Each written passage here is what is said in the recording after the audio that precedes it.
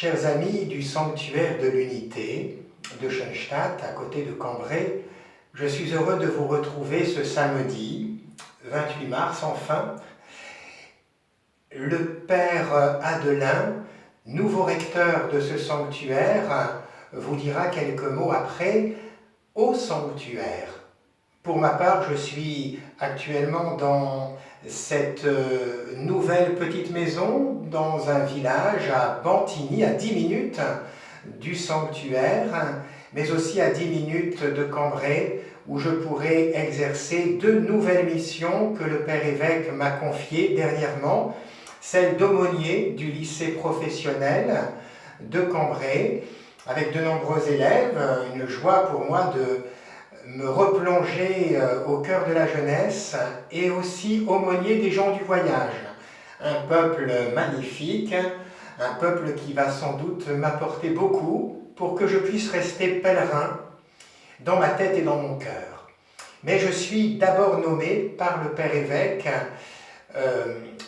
au sanctuaire de l'unité pour encore quelques années comme chapelain, en collaboration avec le père Adelin, nouveau recteur, premier recteur de ce lieu qui nous est arrivé il y a maintenant plusieurs dizaines d'années au cœur du diocèse, un très beau lieu spirituel, une source magnifique de grâce par le cœur de la Vierge Marie.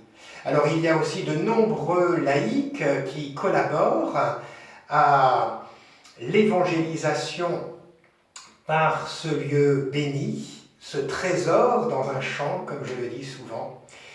Et nous continuons cette belle aventure. Nous sommes très heureux de vous rejoindre, chers amis du sanctuaire, dans un moment difficile, vous le savez bien. Un moment, faites attention d'ailleurs à ne pas être trop abreuvé de tout ce qui vient des médias. Il faut s'informer, bien entendu, mais attention à la morosité ambiante. Nous sommes invités dans ces temps de retraite, de confinement, à redécouvrir le silence, la relation avec nous-mêmes, avec les autres et surtout avec Dieu. Soyons attentifs à tous les médias qui se proposent par différents écrans et qui pourraient faire écran à ce que le Seigneur désire aujourd'hui nous offrir. Au cœur d'une situation extrêmement douloureuse, il faut le reconnaître, le Seigneur ne nous envoie pas ce méchant virus, mais par contre il permet que mystérieusement nous vivions cette épreuve en nous orientant vers une remise en question de notre manière de vivre. Nous sommes au début d'un millénaire où l'être humain a dans ses mains une technique extraordinaire, pour le bien comme pour le mal. Qu'allons-nous en faire?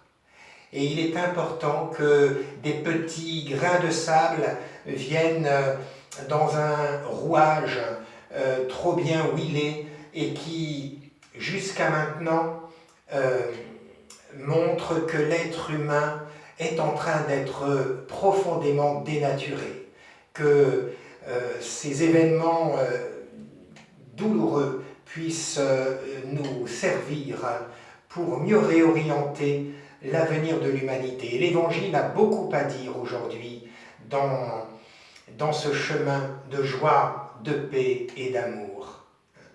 Voilà, chers amis, nous restons en communion. Le père Adelin, dans un instant, va vous parler également, vous dire sa joie d'être arrivé courageusement de son continent et de ce beau pays du Burundi, où le mouvement de Schoenstatt est très enraciné.